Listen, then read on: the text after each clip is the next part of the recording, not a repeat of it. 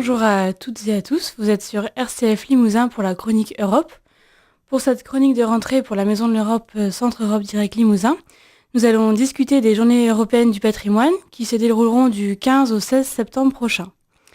À l'origine organisées par la France au milieu des années 80, ces journées se sont développées dans toute l'Europe à la fin des années 90.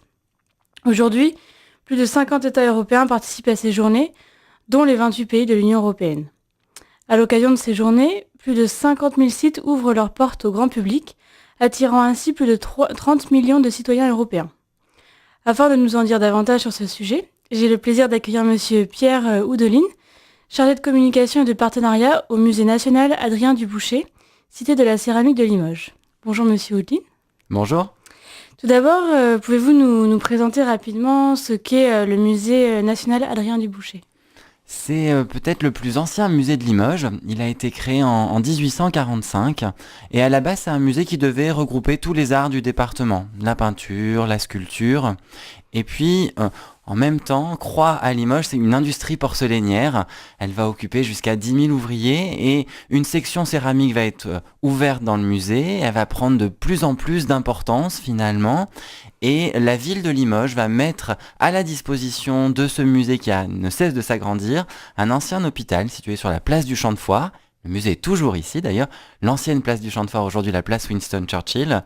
Et c'est un musée qui va bénéficier de la générosité d'un homme, Adrien Dubouchet. Le musée porte son nom aujourd'hui.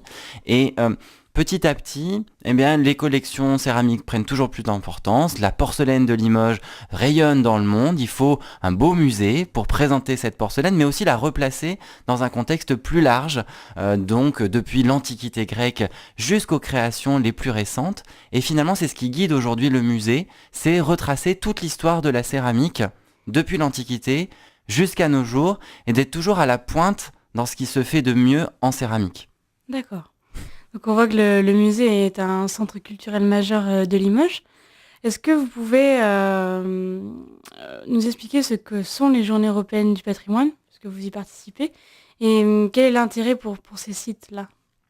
C'est, vous l'avez dit en introduction, la première manifestation peut-être culturelle et patrimoniale en France depuis de nombreuses années. Il faut se dire qu'en France, elle rassemble à peu près 12 millions de personnes qui franchissent les portes de lieux soit souvent fermés au public, et c'est ça l'intérêt des Journées européennes du patrimoine, c'est de pouvoir accéder à des lieux qui habituellement n'accueillent personne. À Limoges, il y a beaucoup de choses qui ouvrent leurs portes à cette occasion.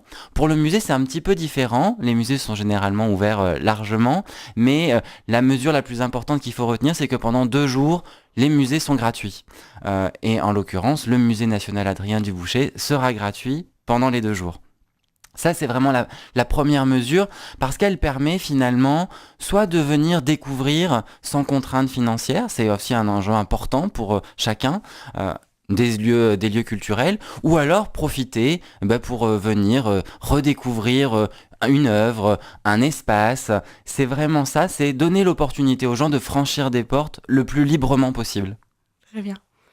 Est-ce que vous, au niveau du musée Adrien Dubouchet, quelles sont l'ampleur de ces journées du patrimoine ? En ce qui nous concerne, c'est aussi la première manifestation de l'année. Elle rassemble généralement à peu près entre 3 et 4 000 personnes sur un week-end. C'est vraiment une foule de personnes qui arrivent. Et c'est intéressant pour nous parce que finalement, on voit un autre public qu'on ne voit pas habituellement. Souvent, on pense que le musée Adrien Dubouchet, c'est un musée plutôt de spécialistes, plutôt d'amateurs de céramike. Finalement, pas du tout. Il faut se dire que tout au long de l'année, il y a à peu près un quart des visiteurs qui ont moins de 26 ans qui visitent ce musée. Mais là, le temps de ces journées-là, on accueille un public plus décontracté, plus familial. C'est aussi l'équipe du musée qui se mobilise et qui prend le temps d'aller à la rencontre de chacun.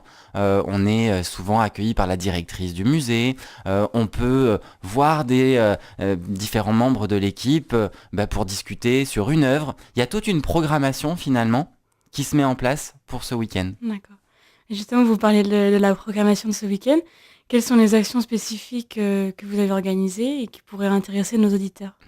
La première, dans le cadre de cette émission, c'est bien sûr notre partenariat avec la Maison de l'Europe, ce voyage le vendredi que vous organisez sur tout le territoire qui est intéressant, et puis le samedi à 15h30, cette conférence qui est donné par Monique Boulestin et Pierre Lefort. C'est un peu deux figures locales en plus, et qui vont nous parler de... le titre de cette conférence, c'est Tradition et modernité dans la céramique, à travers toute l'Europe aussi. Et c'est vrai qu'on va naviguer, grâce à Pierre Lefort finalement, avec des céramiques techniques. C'est un peu les céramiques de notre quotidien. Les céramiques médicales, techniques, technologiques, aéronautiques, automobiles. Et puis Monique Boulestin va apporter une autre dimension à cette conférence, qui va peut-être nous aider à replacer plus largement ces journées européennes du patrimoine, cette tradition céramique, dans un contexte plus large européen. Et pour nous, plus particulièrement au musée, ce qui fait l'événement de ce week-end, c'est l'accueil de la compagnie Claude Brumachon et Benjamin Lamarche. C'est la compagnie de danse à Limoges qui est conventionnée par les centres culturels municipaux. Et ils nous ont fait une proposition, une déambulation dansée dans toutes les salles du musée. Ils ont appelé ça les délices de la fragilité. On va observer des corps parfois désarticulés, des conversations, on va capter des postures de personnes, de sculptures qu'on peut voir dans le musée. Et là, ce sont 4 danseurs absolument exceptionnels qui vont venir. J'ai eu la chance de voir une première répétition hier soir, donc je peux vous dire que ça va être un très beau moment. Premier beau moment, c'est samedi soir en plus à la tombée de la nuit. Rendez-vous à 19h30. Et le dimanche, ce sera à 15h30 et bien sûr, c'est gratuit. D'accord. Donc on voit que le programme est riche et varié. C'est vrai, comme vous le disiez, nous, la Maison de l'Europe, on a organisé le vendredi 14 septembre un projet qui est cofinancé par l'Union européenne qui s'appelle Sur la route de la porcelaine.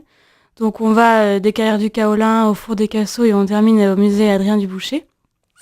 Et c'est vrai que ça a permis de donner une continuité avec la conférence de samedi, où bien sûr qui est gratuite et donc ouverte à tous.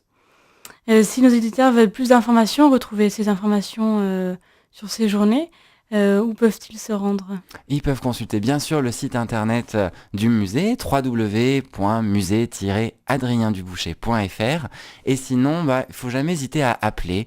Le musée accueille et répond très facilement. Donc pour la moindre question et aussi pour réserver sa place pour le spectacle de samedi soir, parce que là, on va avoir un nombre de places limité, il ne faut pas hésiter à appeler directement le musée. D'accord. Et concernant les actions de la Maison de l'Europe, vous trouvez toutes nos informations sur notre site internet aussi, europe-limousin.eu et sur nos réseaux sociaux. Merci Monsieur Odeline, pour le temps que vous nous avez accordé. Et merci aux auditeurs de RCF. Et à bientôt pour la prochaine chronique Europe, le 27 septembre prochain, qui portera sur les nuits européennes des chercheurs.